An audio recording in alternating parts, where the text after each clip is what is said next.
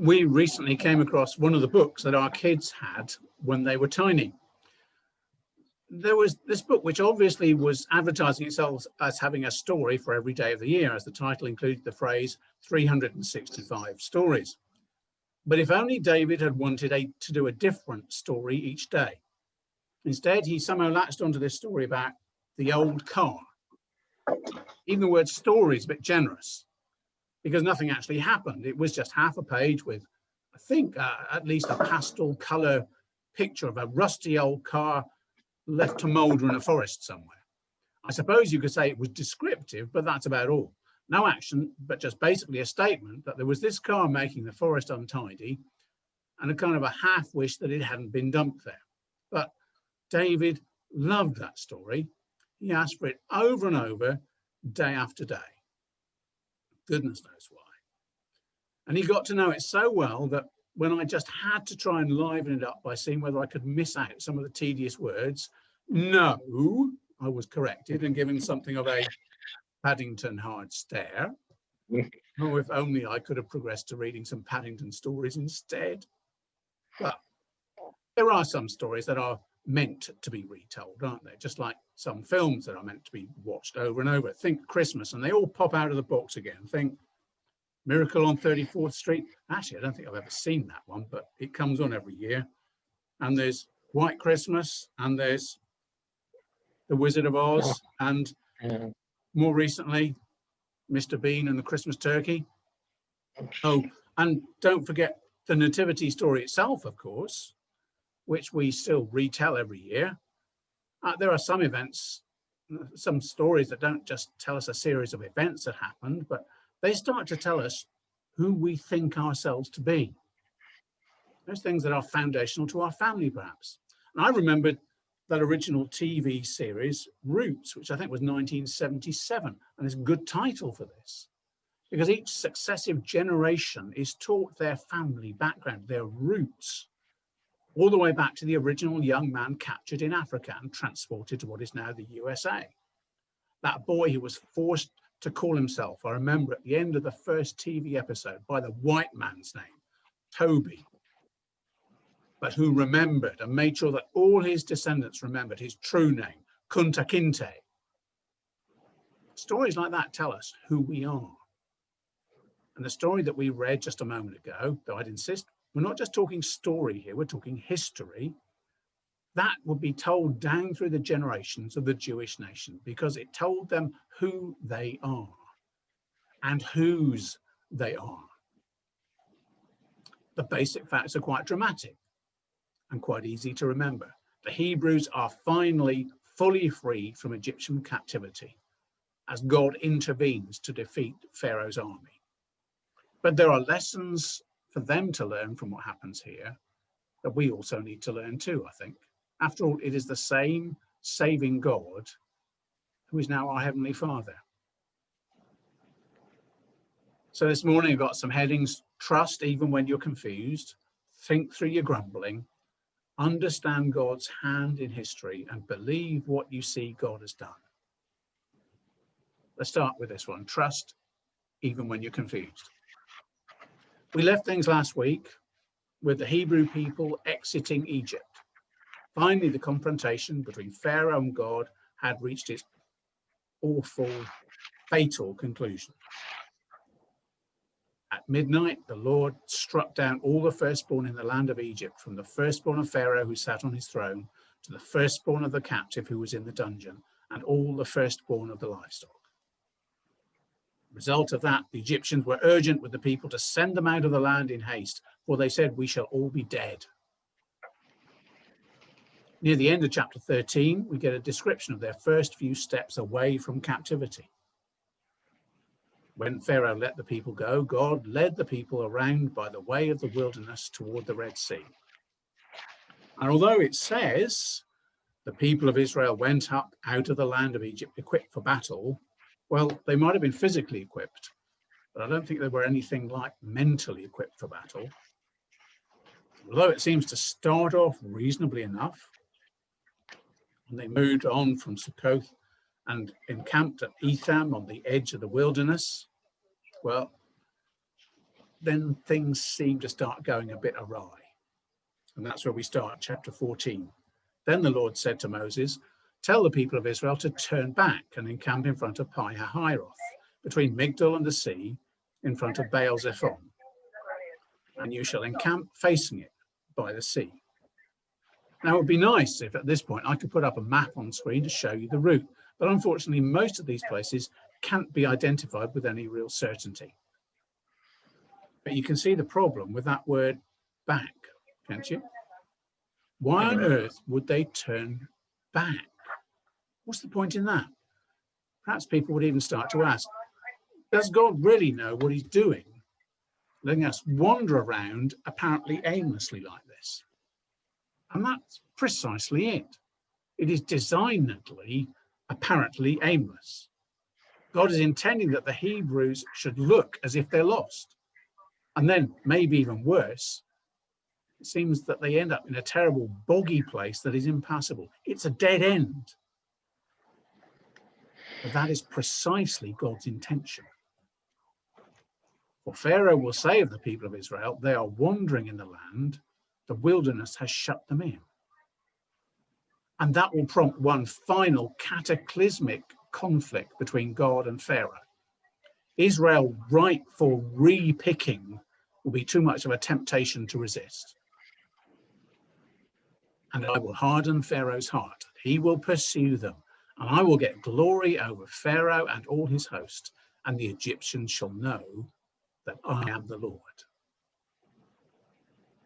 Now, folks, I've got no doubt that the people of Israel were mightily confused over this. I don't think they were told Moses relayed this thinking to the people. They might have just worked out that they weren't making a whole load of progress getting away from Egypt and wondering, and very possibly worrying very seriously. And then things get worse again. It's no longer a concern about being something like lost, but God's prediction comes true. Pharaoh does pursue them.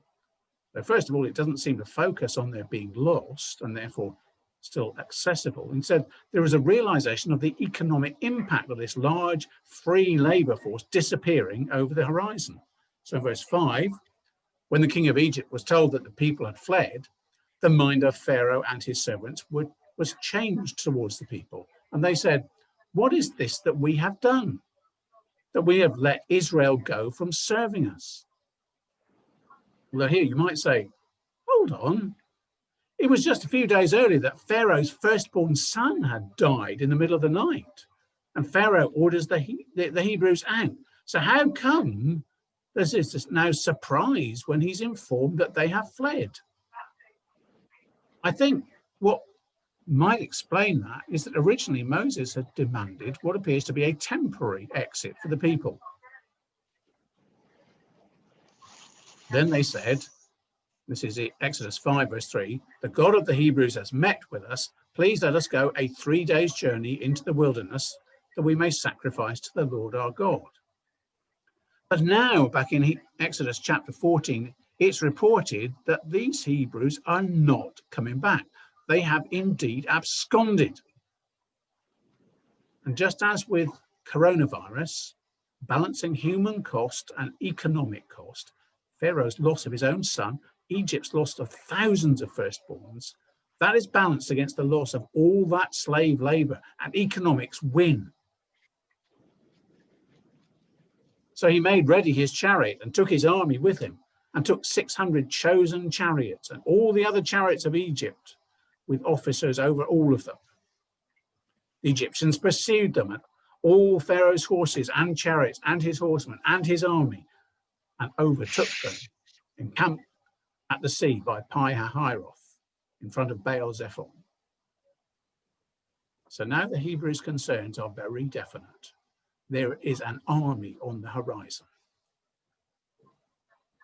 When Pharaoh drew near, the people of Israel lifted up their eyes, and behold, the Egyptians were marching after them, and they feared greatly. So if they found it difficult to trust God when things were just a bit odd, does anyone know where we're headed? Now is seriously the crunch point. Are they going to trust God when things are now looking not just odd, but decidedly dangerous? Folks, when you encounter curiosities in life, when things are not turning out the way you'd envisaged or hoped, are you going to decide to trust God? What do you need to have got straight in your thinking now so that that will be possible then? And if it's worse than that, if the wheels are not just wobbling, but they've actually fallen off, are you still going to decide to trust God? What do you need to have got straight in your thinking now so that that will be possible then? What do you need to feed your souls on now so that come the cold months or the lean years, you won't spiritually starve? At least these people know where to turn to some extent. And the people of Israel cried out to the Lord. Though there's still something of a problem here. They might turn to God in some sense, but they also turn on Moses. So there's a challenge here to think through our grumbling. Now, this is interesting, really. Do you think it's really quite a sign of how little you really depend on God if you take out your stress on the people in your life? That's particularly on anyone whose decisions or leadership have affected you. That's why people will always complain about governments, perhaps. Now, I'm not saying you'll never meet rogues in your workplace or your neighborhood or even your church who will do all sorts of irresponsible things and who might deserve and even need some straight talking to. But let's be fair to Moses, he had only been following God's directions. It really is a case of don't shoot the messenger. That's a useful rule to apply in churches too. At times you're not awfully happy about something that the Bible says. But it might be worth, while we're here, not just looking at the angry words that were said here, but thinking through some of the attitudes that might have lain behind those attitudes. They said to Moses, "Is it because there are no graves in Egypt that you have taken us away to die in the wilderness? What have you done to us in bringing us out of Egypt?" What strikes me here, first of all, is the attitude of despair. This is definitely, we're doomed. In this verse and the following one, they talk about dying in the wilderness. They are like those proverbial rabbits in the headlights, aren't they? They are mentally paralyzed. They cannot even start thinking rationally about the situation that they're in. And that means that they're forgetful. It's not that long since God has intervened in a dramatic, terrible, deadly, miraculous way with the Egyptian firstborn sons dying on the night when the Hebrew firstborn sons were graciously spared, covered by the blood, as we might say. Before that, there have been 9 other wonders from heaven. But because they are forgetful, they have no mental leverage to reason. They forget God's 10 clear interventions in their recent history. They got no reason to think there will now be something miraculous for them this time. If by contrast they had remembered them, then reason might have prompted them at least to consider that God might still be able to do something in this situation. So because of all of this natural alarm, seeing the Egyptian army in pursuit, it now becomes blind terror. Folks, there are plenty of things in life that we will meet that are alarming. We're certainly in the middle of an alarming year with the NHS still near breaking point, treating the ill and vaccinating the population at large. But remember the process of remembering.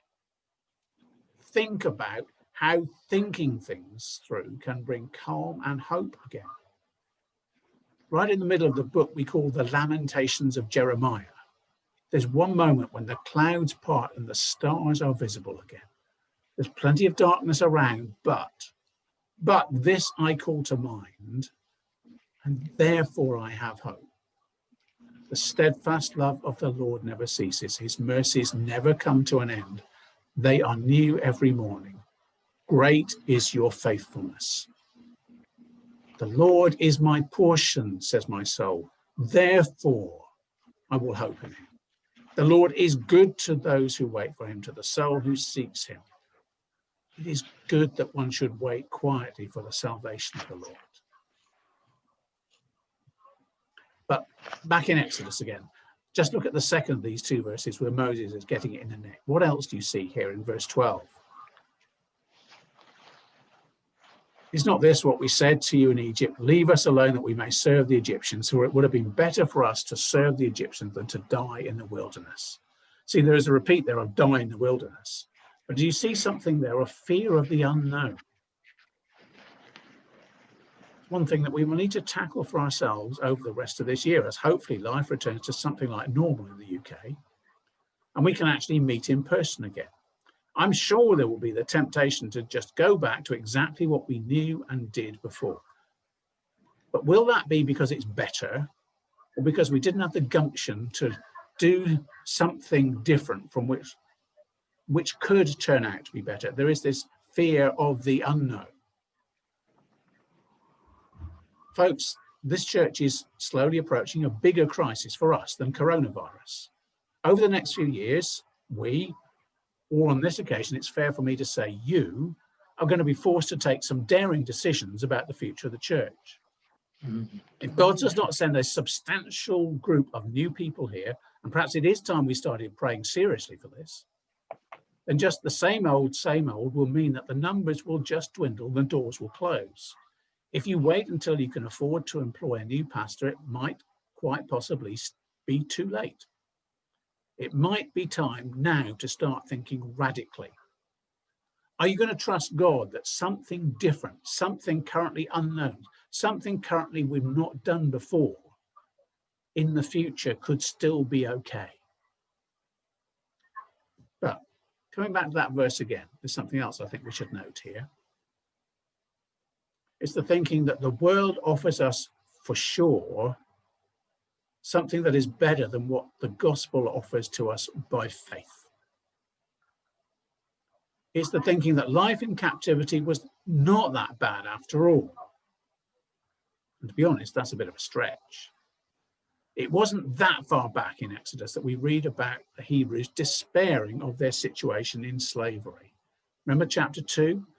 During those many days, the king of Egypt died, and the people of Israel groaned because of their slavery and cried out for help. Their cry for rescue from slavery came up to God.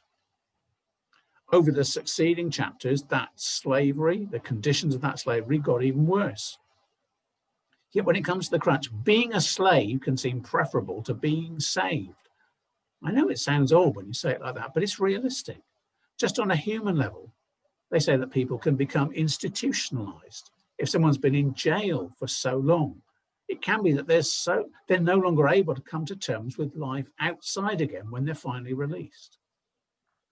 But when we talk about salvation, there's more to it than that, because the gospel is humbling, remember? Confessing our need, admitting our sin, turning from that sin, depending only on Jesus Christ for our acceptance with God, committing your life to the lordship of Jesus Christ. For some people, they prefer to continue as a slave of sin in the spiritual pigsty to which they've become accustomed, which is now home for them.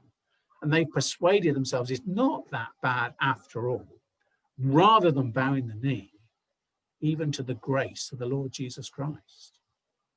So rather than humble yourselves, therefore, under the mighty hand of God, so that at the due time, the proper time, he may exalt you. The disturbance that accompanies liberation is just too much to handle, as well as too much to hope for, perhaps. And so they turn and bite the hand that feeds them, even though it's offering them the bread of life. Folks, if you are ever tempted to grumble, will you dare instead to think it through? Ask yourself what you are perhaps afraid of. Ask yourself, what are you valuing so much, perhaps too much, that this threat to it generates this quite possibly sinful response? That could be an interesting exercise for this evening, don't you think? What about understanding God's hand in history? Because there's something in this passage which possibly rankles when you read it. Perhaps it's time we spelled it out and tackled it today, although even now we can only do it briefly. We've seen it in the preceding chapters. So we can't pretend it's simply a one-off here in chapter 14. Right from the start of this Egyptian slavery scene in Egypt, in Exodus, God has been promising to intervene in a particular way. You see it in chapter 4, verse 21. The Lord said to Moses, when you go back to Egypt, see that you do before Pharaoh all the miracles that I've put in your power, but I will harden his heart so that he will not let the people go. It's here in chapter 14 again, when the refugees seem to be wandering aimlessly. And I will harden Pharaoh's heart, and he will pursue them. Not just Pharaoh either. After God's command to Moses to part the sea, and I will harden the hearts of the Egyptians, so that they shall go in after them. And the question which this normally generates, especially nowadays, is this fair? Doesn't that make Pharaoh and the Egyptian soldiers like puppets, with God pulling the strings? In which case, how can God hold Pharaoh responsible for his actions? Does he have any choice? Could he resist? Now, we could do the big theology answer to this, or we could just look around in the book of Exodus for clues. And I think actually we'll do the latter, because those big clues will help us towards the big answer anyway. And I think they'll also help us to show that we haven't asked what is quite a fair set of questions. And I think we should definitely get an answer to the could he resist question. So if we scout back through these early chapters of Exodus, we don't just see that I will harden Pharaoh's heart is the only line there. It is the first time the word harden is used, and I wonder if because of that, in some senses, it is the most fundamental way to look at it. And you do also have to admit that if God is the creator, then he has the right to do what he wishes with the people he has made, people included. Now, I know that can sound a bit threatening or intrusive, but we simply need to hold on to other things that we know about God, that he's good, that he's just, and that he's holy. He will not do anything, and you'd even say he cannot do anything, which is evil. So if it says that God said he would harden Pharaoh's heart, even if it seems rather odd to us, it cannot be something improper. But look at what else we can also see here. In Exodus 7, still Pharaoh's heart was hardened, and he would not listen to them, as the Lord had said. And in chapter 8, but when Pharaoh saw there was a respite, he hardened his heart and would not listen to them, as the Lord had said. So there's two other descriptions there. One that is neutral, which is merely descriptive, was hardened, and one that puts the ownership the other way. Pharaoh hardens his own heart. Now, you could argue that there's an order. Chapter 4, God hardens his heart. Chapter 7, his heart is hardened. And finally, chapter 8, and Pharaoh himself is doing it to himself. I can see some sense to that directionality. But I think, really, these are just three ways of looking at precisely the same thing. They are all true. They're just different angles on the same truth, and they fit together seamlessly. And therefore, could Pharaoh resist? That question is revealed as a bit of a fraud. No, he's not compelled to do this by God exerting external pressure upon him. Pharaoh's personal integrity is not violated. He acts entirely freely in that sense. He sees the Hebrew escapees wandering around. He realizes that Egypt has a chance to recapture them, and he goes for it. He's not compelled to utter the words despite every sinew of his body straining against it. No, his pulse quickens. A feral smile spreads on his face. He turns around to the commanders of his forces as he reaches for his armor, and he snarls, "Let's go get them."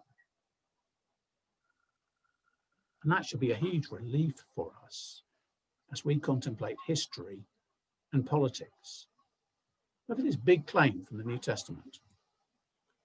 And God made from one man every nation of mankind to live on all the face of the earth, having determined allotted periods and the boundaries of their dwelling place.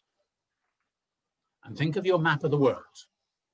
remember that at different times, those lines and names and colors have been totally different. And remember that how those lines got to where they currently are has not always been achieved by the godliest of means. Often there have been wars and territories have been captured. People have been transported. People have fled for their lives. People have been wiped out. There have been atrocities, and there have been astounding acts of heroism. You go all the way back into Genesis. You see Abraham promised a land, but not yet. Then the Lord said to Abram, know for certain that your offspring will be sojourners in a land that is not theirs, and will be servants there, and they will be afflicted for 400 years. That's Egypt. Why? Well, look, read on in 15:15. But I will bring judgment on the nation that they serve. That's Egypt. That's what we've been reading about in Exodus 14.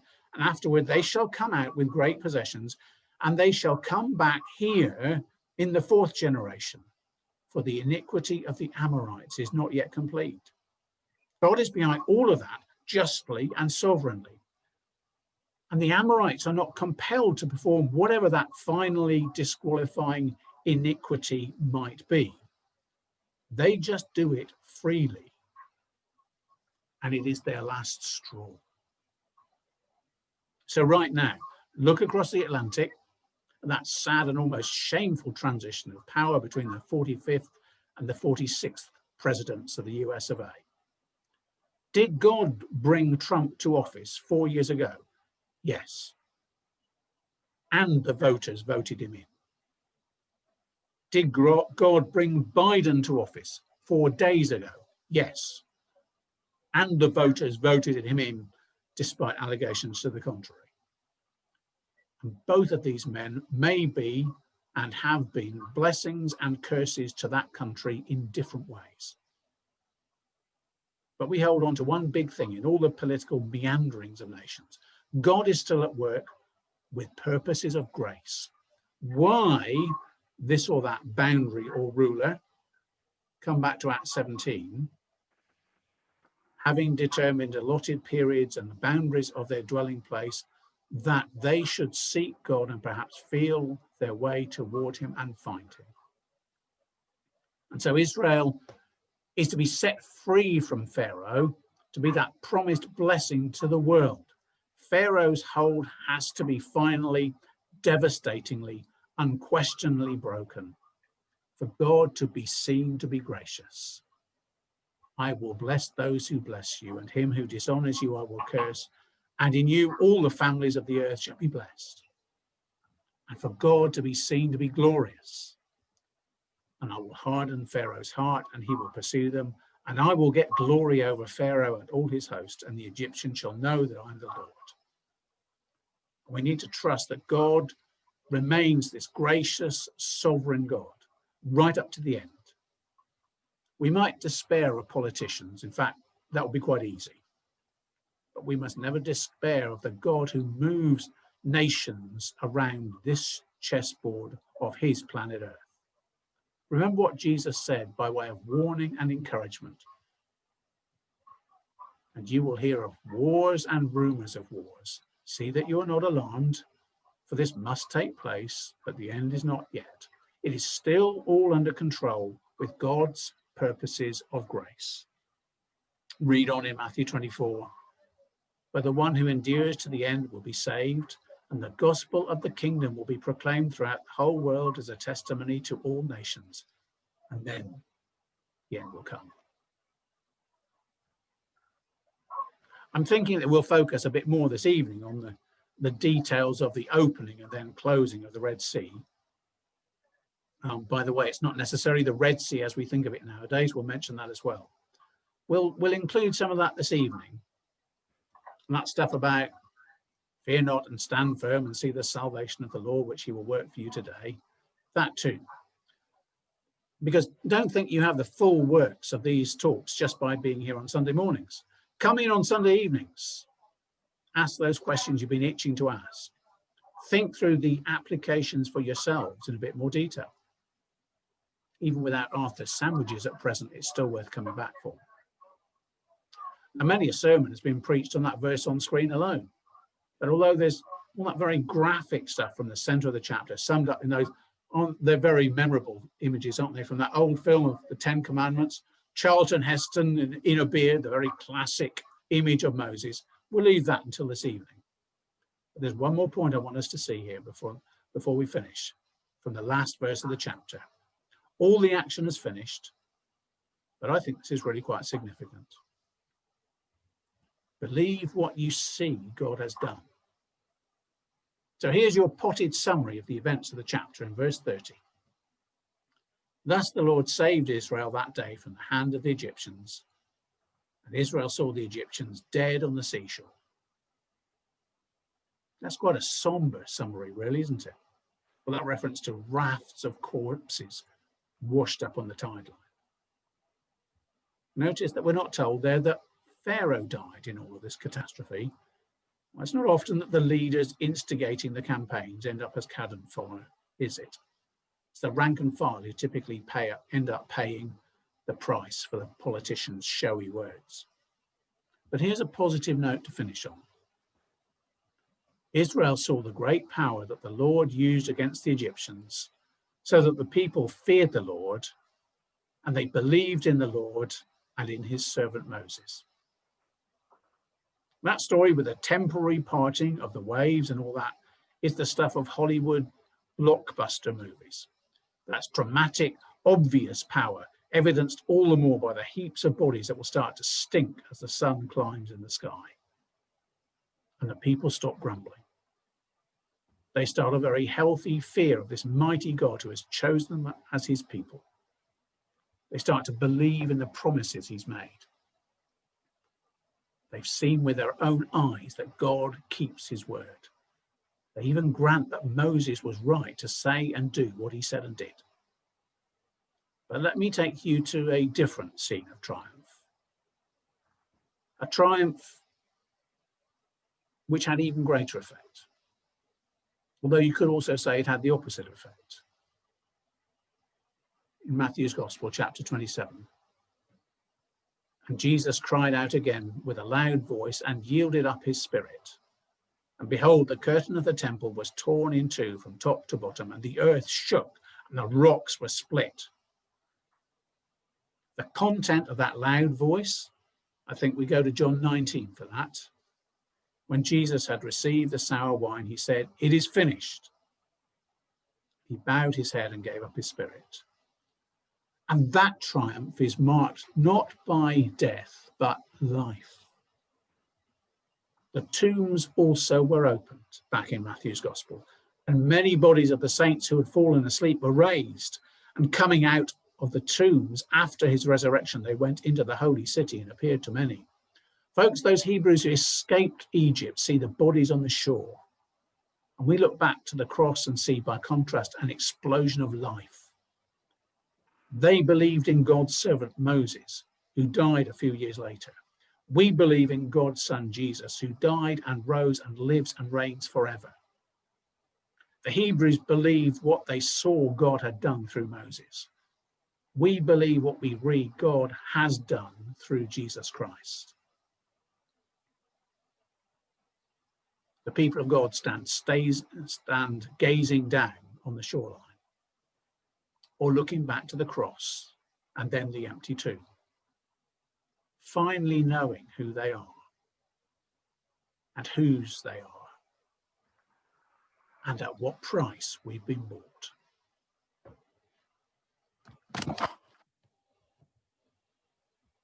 Folks, let's pray, shall we?